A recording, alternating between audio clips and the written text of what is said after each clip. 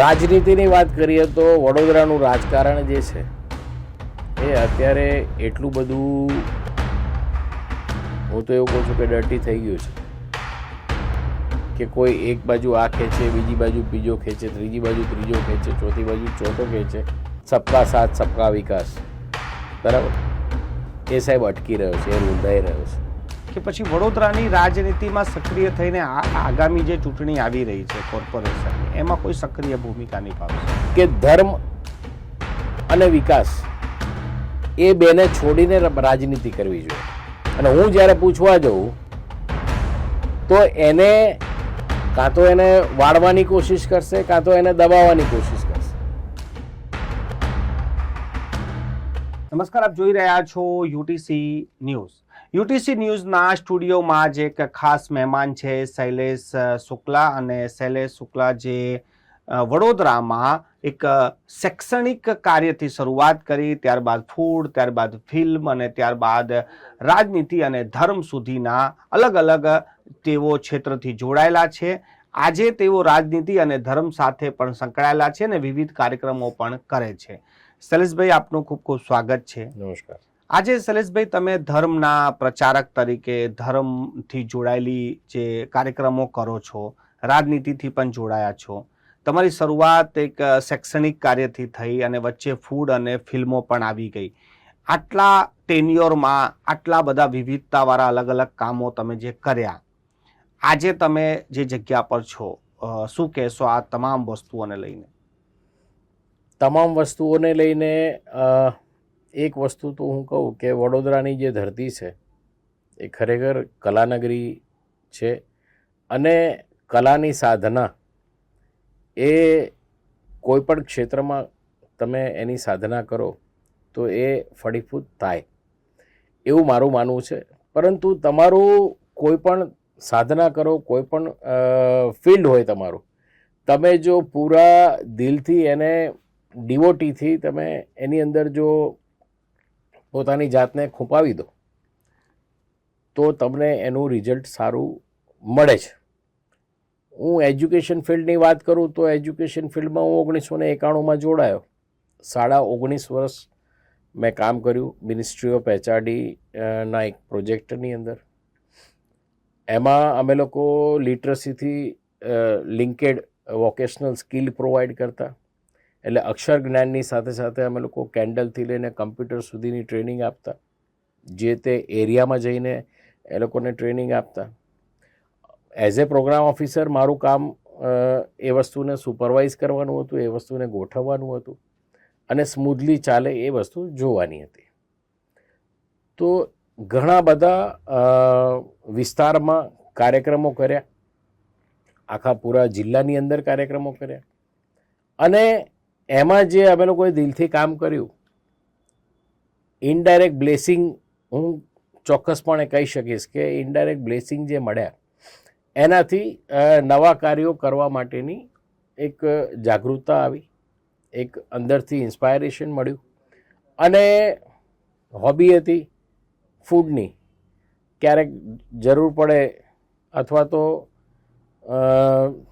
એક સમય એવો પણ હતો કે હું મારા લાઈફની શરૂઆતમાં હું એકલો રહેતો તો હું બહાર નહોતો જમતો. તો અમે લોકો 2-3 જણ જે સાથે રહેતા હતા તો અમે લોકો જાતે રસોઈ બનાવતા. એટલે કુકિંગ કરવું એ કળા છે, અને એ એક મારી હોબી હતી, અને એ હોબીને ડેવલપ કરી હતી. બીજી વસ્તુ એ કે જ્યારે કુકિંગની અમારી હોબી હતી ત્યારે તો આ યુટ્યુબ બી નહોતું. યુટ્યુબને એ તો બધું હમણાં આવ્યું. એટલે જાતે જ મગજથી વિચારી અને અમુક રેસીપીઓ તૈયાર કરી અને ગોઠવી દેતા. હા, બુકલેટ જરૂર મળતી, પણ એ બુકલેટ અમે વાંચતા નહોતા. પણ હું મારી જાતે જ સ્વપ્રયત્નથી નવી નવી રેસીપીઓ બનાવી અને બધાને ચખાડવી. અને એમાંથી મિત્રોને ચખાડી, એટલે મિત્રો સ્વાભાવિક છે કે એ તરત જ કહી દે કે આમાં શું છે, બરાબર. એટલે ક્યારેક પ્રસન્નતા કરે તો એક શું કહેવાય, સ્વાભાવિક છે કે હ્યુમન નેચર છે કે કોઈ પ્રસન્નતા કરે એ બધાને ગમે, બરાબર. એવી રીતે ઇન્સ્પાયર થતાં થતાં નવી નવી રેસિપીઝ ને એ બધું બનાવતા થયા. એ હોબીને પછી મેં નાનકડા રેસ્ટોરન્ટમાં ડેવલપ કરી. હું કોઈ પણ વિષય જે પકડું છું એ વિષયના ઊંડાણ સુધી અને છેક સુધી જઉં છું. મને એક વસ્તુની ખબર છે કે આમ તો જે વિધિનો ખેલ છે કે વિધિનો લેખ છે એ નક્કી હોય છે એવું આપણે કહેવાય, બરાબર. પરંતુ એ વિધિના લેખમાં એવું લખેલું હોય કે આ માણસ કે આ વ્યક્તિ છેક સુધી છેવટ સુધી પ્રયત્ન કરશે તો જ એને સફળતા મળશે. અને એવું કંઈ જરૂરી નથી કે આપણે પ્રયત્ન કરીએ અને તરત સફળતા મળે પણ ખરી. નિષ્ફળ પણ જઈએ તો નિષ્ફળતા મળે તો નિરાશ ન થવું જોઈએ, કારણ કે એમાં જરૂરી નથી કે તમે કોઈ પણ જે કાર્ય કરો એની અંદર તમને સંપૂર્ણ સફળતા મળે જ એમ. પણ સફળતા ના પડે તો પણ એ જે અનુભવ મળે ને એ અનુભવ બહુ મોટી વાત છે. અને એ અનુભવથી તમે પોતે પણ ડેવલપ થઈ શકો અને એ અનુભવની કોઈની સાથે ચર્ચા કરી અને તમે બીજાને પણ ડેવલપ કરી શકો. એટલે જ્ઞાન દે જ્ઞાન લે ની જે ભાવના છે, અને જ્ઞાન કોઈ પણ વસ્તુ છે કે એને વહેંચવાથી જ્ઞાન વધે એવું કહીએ તો પણ ચાલે. એટલે હું નાનામાં નાના વ્યક્તિ પાસેથી પણ કંઈક લર્નિંગ કરતો હોઉં છું, અને લર્નિંગ પ્રોસેસ તો હંમેશા ચાલવાની. એના પછીથી હું ફિલ્મ ઇન્ડસ્ટ્રીમાં જોડાયો. ફિલ્મ ઇન્ડસ્ટ્રી એટલે નાનપણથી સ્કૂલના ટાઈમથી જ જ્યારે પેલા નાટકોને એવું બધું કરતા ત્યારે એક ભાવના હતી કે ભાઈ એક એક્ટર તરીકે કામ કરવું. અને મારા ફાધરનું એક મને સ્ટોરી ખબર છે. તો મારા ફાધર એ ફિલ્મ લાઇનથી બહુ ટચમાં હતા. અને મારા ફાધરનો જન્મ લગભગ 1947નો. પણ એ વખતે કેવું હતું કે મારા ગ્રાન્ડફાધર જે હતા એ પાટડી સ્ટેટના દિવાન હતા. એટલે અને બીજું બ્રાહ્મણ કુળના હતા. એટલે એ વખતે એ સમયની અંદર એ વસ્તુ એવી હતી કે સારા ઘરના લોકો ફિલ્મ ઇન્ડસ્ટ્રીમાં નહોતા જતા. એટલે એમને ત્યાંથી એક રોક આપી દીધેલી કે ભાઈ તમારે મતલબ ફિલ્મ ઇન્ડસ્ટ્રીમાં નથી જવાનું. ઇનફેક્ટ એમણે એક મૂવી પણ એમને કલકત્તાની અંદર એમના મામા રહેતા, તો કલકત્તામાં જ્યારે ગયા હતા ત્યારે એક ઓડિશન આપ્યું હતું ને એ ઓડિશનમાં સિલેક્ટ પણ થઈ ગયા હતા. અને એ એમનું સપનું ત્યાં અધૂરું રહી ગયું, કારણ કે વેકેશન પૂરું થઈ ગયું, મૂવી તો કશી થઈ નહીં. પણ એ પાછા આવી ગયા. તો એ પાછા આવી ગયા પછી એમનું એક સપનું અધૂરું રહી ગયું. પણ એમણે આજ સુધી એમણે નોટ કરેલું છે કે આજ સુધી એમણે કેટલી કેટલી ફિલ્મો જોઈ. અને એમના પુસ્તકોની અંદર આપણે વાંચીએ તો મને એવું લાગ્યું કે ભાઈ એમનું એક સપનું છે, એમનું જે અધૂરું રહી ગયું છે, તો આપણે એને પૂરું કરીએ. એટલે આ ઇન્ડસ્ટ્રીની અંદર મતલબ એટલે ગળથુથીમાં એ વસ્તુ આવેલી છે. એટલે ફિલ્મ ઇન્ડસ્ટ્રીની અંદર જ્યારે હું એકચ્યુઅલી એજ્યુકેશન ફિલ્ડમાં હતો ત્યાંથી જ મને એક, કારણ કે એમાં એક સબ્જેક્ટ હતું કેન્ડલથી લઈને કમ્પ્યુટર, એટલે જે નીડ હોય એને અસિસ્ટ કરીને અમારે ટ્રેનિંગ આપવી. તો એક્ટિંગ પણ એક એનો જ પાર્ટ હતો. એટલે મીનવાઇલ સાગર ફિલ્મ ઇન્ડસ્ટ્રી સાથે મારા કનેક્શન થયા. અને રામાનંદ સાગરના સૌથી મોટા પુત્ર એમની સાથે મારી એક બેઠક થઈ અને એમની સાથે ટાઈઅપ થઈને એક્ટિંગના વર્ગો શરૂ કર્યા. હવે પેલો અંદર એક્ટિંગનો જે કીડો સળવળતો હતો એટલે એમની ઘણી બધી સિરિયલોની અંદર મેં કામ કર્યું એઝ એન એક્ટર. અને એ જે મને મોકો મળ્યો એમાંથી પછી ફિલ્મ ઇન્ડસ્ટ્રી પ્રત્યેનો મારો જે લગાવ છે એ વધ્યો. અને ઘણા બધા સ્ટેજ શો પણ કર્યા, લાફ્ટરના પણ શો કર્યા, સંગીતોના પણ શો કર્યા. એની સાથે સાથે હું બચ્ચન સાહેબ સુધી પહોંચી ગયો. હવે ફિલ્મ ઇન્ડસ્ટ્રીની અંદર બચ્ચન સાહેબ સુધી પહોંચવું એ બહુ મોટી વાત થઈ, બહુ પ્રાઉડ ફીલ થાય. એટલે બચ્ચન સાહેબ સાથે જ્યારે હું પહોંચ્યો તો એમના જે મેકઅપ મેન છે એમની સાથે મારા બહુ સારા રિલેશન બંધાયા.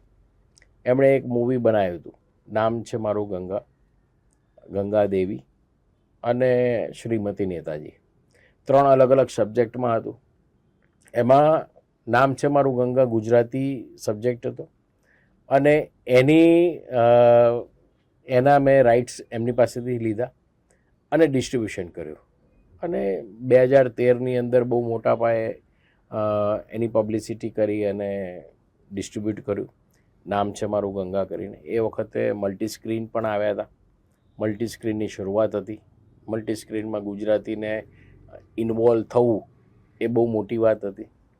અત્યારે તો થોડું ગુજરાતી ફિલ્મ ઇન્ડસ્ટ્રી પણ મલ્ટીમાં સારું ચાલી રહ્યું છે.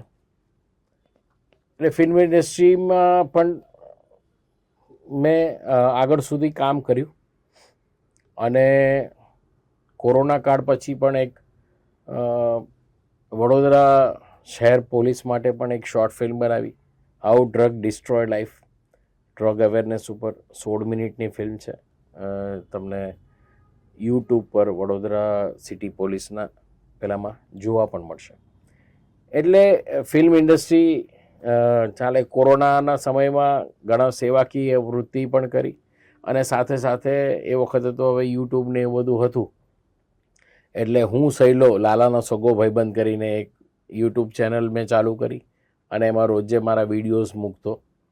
એમાં અવેરનેસ પણ આવતી અને હું રેસીપી પણ શીખવાડતો કે જેથી કરીને મારી સાથે જે કનેક્ટેડ છે એ બધા લોકો એની સાથે જોડાયેલા રહે, એમને કંઈક નવું શીખવા મળે અથવા તો કોમેન્ટના માધ્યમથી આપણે કંઈક નવું શીખીએ. છેલ્લા 15 વર્ષથી આઠવલે સાહેબની પાર્ટી રિપબ્લિકન પાર્ટી ઓફ ઇન્ડિયામાં જોડાયેલો હતો. અગાઉ પણ મેં RSS, વિશ્વ હિન્દુ પરિષદ, બજરંગ દળ એમાં મેં કામ કર્યું છે. ભાજપના કાર્યકર્તા તરીકે પણ કામ કર્યું છે, પણ એ મારા નેટિવ પ્લેસની અંદર. વડોદરામાં આવ્યા પછી રિપબ્લિકન પાર્ટી ઓફ ઇન્ડિયામાં મારી જવાબદારી બની શહેરની. એના પછી મને અત્યારે તો રાષ્ટ્રીય લેવલે મૂક્યો, રાષ્ટ્રીય કારોબારીમાં મૂક્યો હતો. હમણાં રિસેન્ટલી રાષ્ટ્રીય કારોબારીમાંથી મને નેશનલ જોઈન્ટ સેક્રેટરી કે પણ મને એમણે જવાબદારી સોંપી છે. રહી વાત ધર્મની, ધર્મમાં બ્રાહ્મણ હોવાને નાતે ધર્મની શિક્ષા લેવી અને બીજાને આપવી એ અમારું કર્તવ્ય છે. એટલે ધર્મનું જેટલું પણ જ્ઞાન હતું અને ધર્મની સાથે આપણે જોડાયેલું રહેવું અને રાખવું એ ખૂબ જ જરૂરી છે. કારણ કે આખા વિશ્વની અંદર તમે જુઓ, આમ તો આપણું કહેવાય છે કે ભાઈ વસુદેવ કુટુંબકમ, બરાબર, આપણી એવી ભાવના છે. પરંતુ તમે જુઓ તો ઘણા બધા રાષ્ટ્રો જે છે એ પર્ટિક્યુલર પંથના છે. જ્યારે ભારત, નેપાળ અને કંઈક 1-2 રાજ્ય એવા છે કે જે હિન્દુ રાષ્ટ્ર તરીકે આજ પણ ગણાય છે. તો હવે એને ટકાવી રાખવા માટે થઈને આપણે આપણા ધર્મને સાથે રાખવું ખૂબ જ જરૂરી છે. અને ધર્મ જે વસ્તુ સાહેબ શીખવાડશે ને એ બીજી વસ્તુ તમને ક્યાંક સ્કૂલ કોલેજમાં નહીં ભણવા મળે, બરાબર. ધર્મ આપણને આચાર વ્યવહાર અને સંસ્કૃતિ આ બધી જ વસ્તુ શીખવાડે છે. આપણે ત્યાં આટલા બધા તમે જુઓ કે ફેમિલીના પેલામાં કેમ છે, તમે ફોરેનમાં જુઓ પુખ્ત વયનો થાય એટલે છોકરો અલગ થઈ જાય. પુખ્ત વય, આ તો આપણે સાંભળ્યું છે, આપણે ક્યાંય ફોરેન ગયા નથી, પરંતુ આપણે સાંભળ્યું છે કે ભાઈ છોકરાઓ પુખ્ત વયના થાય એટલે પછી મા બાપનું એમાં રોકટોક રહેતી નથી. પક્ષીઓ જેવું કે ભાઈ એને ઉડતા આવડી ગયું પછી મા બાપની જવાબદારી પૂરી થઈ ગઈ, ત્યાં સુધી મા બાપ એનું ધ્યાન આપે. પરંતુ આપણા કલ્ચરમાં જ એક એવી વસ્તુ છે કે છોકરાઓ મોટા થાય ત્યાર પછી પણ આજે હું રાત્રે મોડા સુધી હું મારા વ્યવસાયમાં ને એમાં હોઉં છું, પણ અમુક ટાઈમ લિમિટ છે. એ ટાઈમ પૂરો થઈ જાય એટલે તરત જ મને મારા ફાધરનો કોલ આવી જાય કે હજી સુધી ઘરે કેમ નથી આવ્યા. એટલે આ જે આપણી જે પરંપરા છે કે આપણી જે સંસ્કૃતિ છે કે આપણી એક કુટુંબની જે ભાવના છે અને એ મા બાપ પ્રત્યેની લાગણી અને મા બાપને દીકરાઓ પ્રત્યેની લાગણી એ વસ્તુ દેખાય. શૈલેષભાઈ, તમે શરૂઆતથી બધી વસ્તુ કહી દીધી કે તમે આટલા વર્ષોમાં જે પણ કંઈ કાર્ય કર્યા, અત્યારે તમે રાજનીતિ અને ધર્મના ક્ષેત્રમાં બિલકુલ સક્રિય છો. હવે આપણે રાજનીતિ અને ધર્મની જ વાત કરીએ. આપણે વડોદરામાં રહીએ છીએ એટલે વડોદરાની વાત કરીએ, ગુજરાતની વાત કરીએ કે હિન્દુસ્તાનની વાત કરીએ. હિન્દુસ્તાનની વાત કર્યા પહેલાં જો આપણે શરૂઆત શહેરથી જ કરીએ, શું લાગે છે અત્યારે રાજનીતિમાં શું ચાલી રહ્યું છે એટલે શું ધર્મના રીતે આપણે ક્યાં છે? રાજનીતિની વાત કરીએ તો વડોદરાનું રાજકારણ જે છે એ અત્યારે એટલું બધું, હું તો એવું કહું છું કે ડર્ટી થઈ ગયું છે કે કોઈ એક બાજુ આ ખેંચે, બીજી બાજુ બીજો ખેંચે, ત્રીજી બાજુ ત્રીજો ખેંચે, ચોથી બાજુ ચોથો ખેંચે. અને એમાં ખરેખર જો મોદી સાહેબની જે ભાવના છે, સબકા સાથ સબકા વિકાસ, બરાબર, એ સાહેબ અટકી રહ્યો છે, એ રૂંધાઈ રહ્યો છે. તમે જો ઘણી બધી જગ્યાએ ખોદકામો થઈને પડ્યા છે, ના તો એ કમ્પ્લીટ થાય છે કે ના તો એનું કંઈક રસ્તો નીકળે છે. એટલે વડોદરા શહેરનો વિકાસ, હું તો એક વસ્તુ કહું કે ધર્મ અને વિકાસ એ બેને છોડીને રાજનીતિ કરવી જોઈએ. વિકાસની જગ્યાએ થવા દેવો જોઈએ, એમાં પછી રાજનીતિ ના આવે. હા, રાજનીતિ તમે લાવો, તમારી પોતાની જે પોસ્ટ છે કે તમારી પોતાની જે સરકાર છે એની અંદર તમારો, પણ ઘણી જગ્યાએ મેં જોયું છે, હું કોઈના ફેવરમાં નથી કે કોઈના ઓપોઝિશનમાં પણ નથી, એક વડોદરાના જાગૃત નાગરિક તરીકે હું વાત કરું ને તો સાહેબ મેં વોટ આપ્યો છે, વોટ તો મેં આપ્યો જ છે, બરાબર. તો મેં વોટ આપ્યો છે તો મારો અધિકાર છે જે તે વ્યક્તિને પૂછવાનો કે આ કેમ રોંગ છે. અને હું જ્યારે પૂછવા જાઉં તો એને કાં તો એને વાળવાની કોશિશ કરશે, કાં તો એને દબાવવાની કોશિશ કરશે, બરાબર. એ વસ્તુ ના થવી જોઈએ. આજે વડોદરા શહેરને ડેવલપમેન્ટની ખૂબ જ જરૂર છે. તમે રાજકોટ જોઈ લો, સુરત જોઈ લો, અમદાવાદ જોઈ લો, એનું જે રીતનું ડેવલપમેન્ટ છે એની જગ્યાએ વડોદરા, આમ જોવા જાવ તો સાહેબ વડોદરા કોસ્મોપોલિટન સિટી છે. વડોદરાની અંદર દરેક પ્રાંતના અને દરેક ધર્મના લોકો વસેલા છે. કોઈ ધર્મ એવો નહીં હોય કે જે વડોદરાની અંદર નહીં હોય, બરાબર. પણ તેમ છતાં પણ હવે એ કોસ્મોપોલિટન સિટીને આ લોકો પ્રોપર ડેવલપ નથી કરી શકતા. શૈલેષભાઈ અત્યારે શું કરવા માંગે છે? કે ધર્મનો વિસ્તાર કરવા માંગે છે, લોકોને જાગૃત કરવા માંગે છે, કે પછી વડોદરાની રાજનીતિમાં સક્રિય થઈને આગામી જે ચૂંટણી આવી રહી છે કોર્પોરેશનની એમાં કોઈ સક્રિય ભૂમિકા નિભાવશે? પર્ટિક્યુલર હું મારી પોતાની વાત કરું તો હું ધર્મ અને આપણું શહેર એ બંનેને ડેવલપ કરવા માંગીશ. ધર્મ તો ધર્મનું છે જ, એ આપણું કર્મ છે, સમજી લો. આજે સવારે પૂજાપાઠ કરવા એ નિત્ય આપણી સાધના જે છે એ તો કરવાની જ છે. એ નિત્ય સાધનાની સાથે લોકોને જોડાયેલા રાખવા એ પણ કરવાનું છે. કારણ કે નહીં જો જોડાયેલા રાખીએ તો ક્યાંક ધર્માંતરણ થશે અને ક્યાંક લવ જિહાદ થશે. આ વસ્તુને ક્યાંક રોકવા માટે આપણે ધર્મને તો સાથે રાખવો જ પડશે. અને ધર્મ તો મેઇન આપણો પાયો છે, બરાબર. આજે સનાતન સંસ્કૃતિની અંદર આમ તમે જોવા જાઓ તો જ્યારે સનાતન કાળ હતો ત્યારે સાહેબ કોઈ જ્ઞાતિ જાતિ એવું કશું જ નહોતું, બરાબર. જે પોતાનું કર્મ કરતા, બરાબર, એ જ પોતાની જ્ઞાતિ જાતિ ગણાતી, કે જેનું કર્મ હતું. મારું કર્મ બ્રાહ્મણનું છે. બ્રાહ્મણનું કર્મ શું છે? ધર્મને ટકાવી રાખવો, શિક્ષા આપવી, બરાબર. તો હું એ વસ્તુ કરું અને એ સનાતન કાળથી ચાલ્યું આવે છે. હું મારા નિત્ય જીવનની અંદર બી મારી નિત્ય સાધનાઓ ચાલુ જ હોય છે. અને એની સાથે સાથે ધર્મનો જેટલો પ્રચાર અને પ્રસાર થાય, લોકો જોડાયેલા રહે. લોકો જો આજે પશ્ચિમના પેલા રવાડે ચડશે તો અઘરું પડશે. પણ મારું એક ભગવાને મને છે ને ઓબ્ઝર્વેશનની એક અજબ શક્તિ આપી છે, એવું કહે તો ચાલે. કદાચ મારા આ વાક્યના માધ્યમ બધાને આપેલી જ હોય, પણ કોઈને કદાચ ખબર ના હોય. પણ મારા આ વસ્તુના હું તમને જે કહું તો તમને પણ એવું લાગશે કે હા, ખરેખર વાત સાચી છે. તમે છેલ્લા 5 વર્ષનો દાખલો બેસાડો.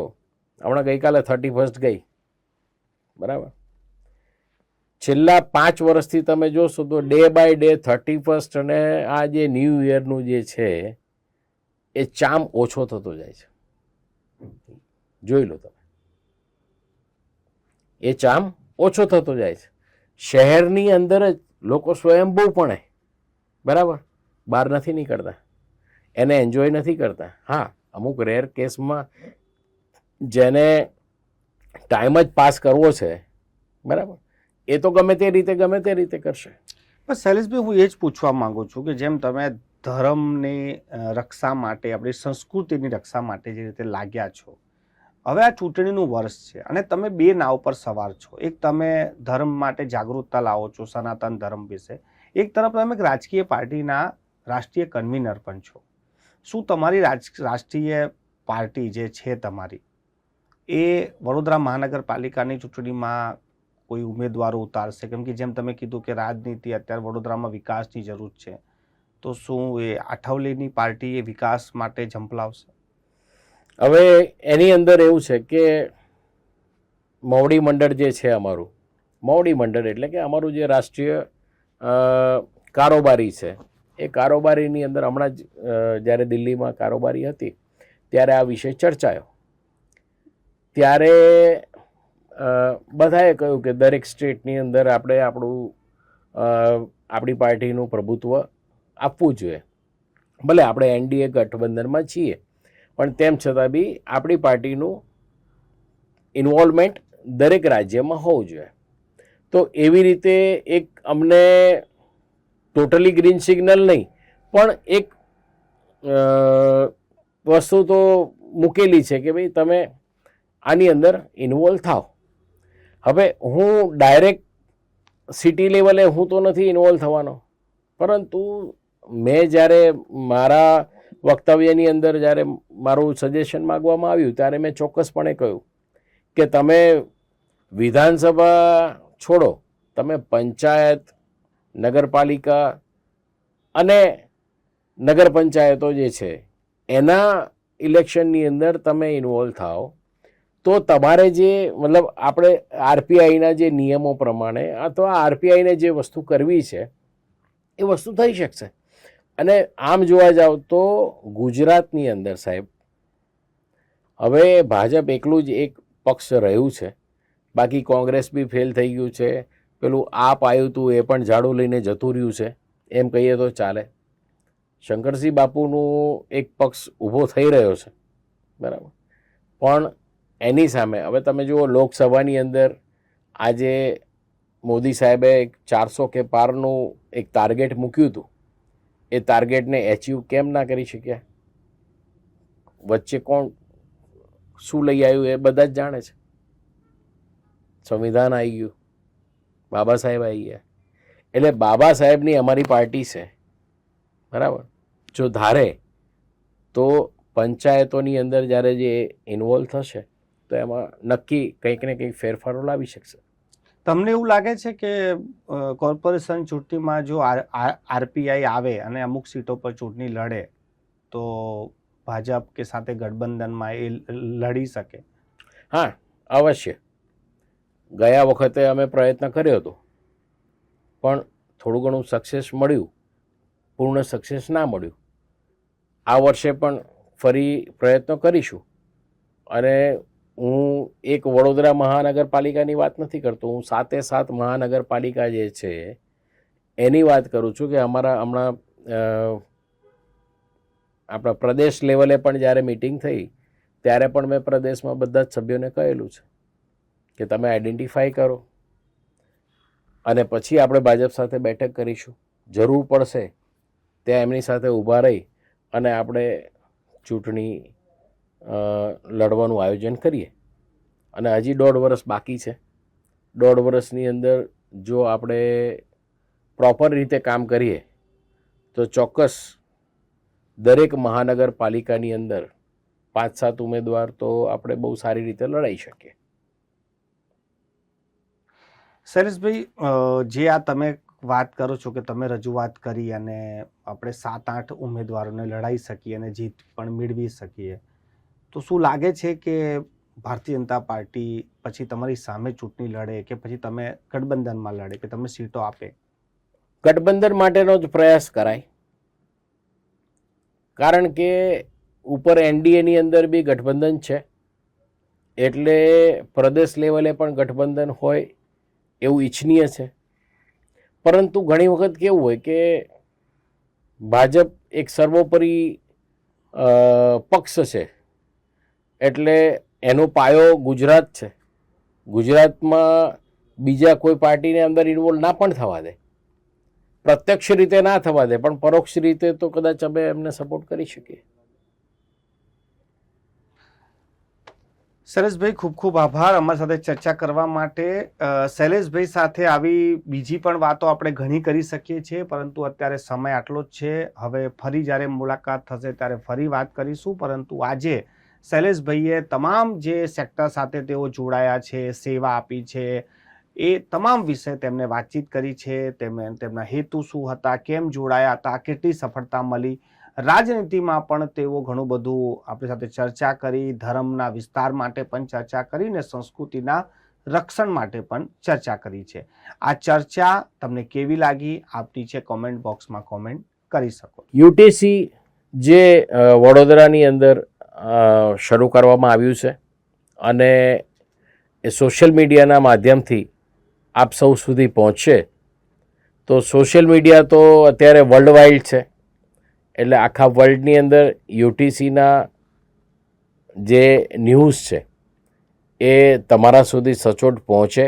કારણ કે યુટીસીની ટીમ જે છે એ ટીમ એક બાહોશ ટીમ છે અને યુટીસીની ટીમને મારા પોતાના અને મારી સાથે જોડાયેલ તમામ સંસ્થાઓ વતી હું ખૂબ ખૂબ અભિનંદન પાઠવું છું. ધન્યવાદ.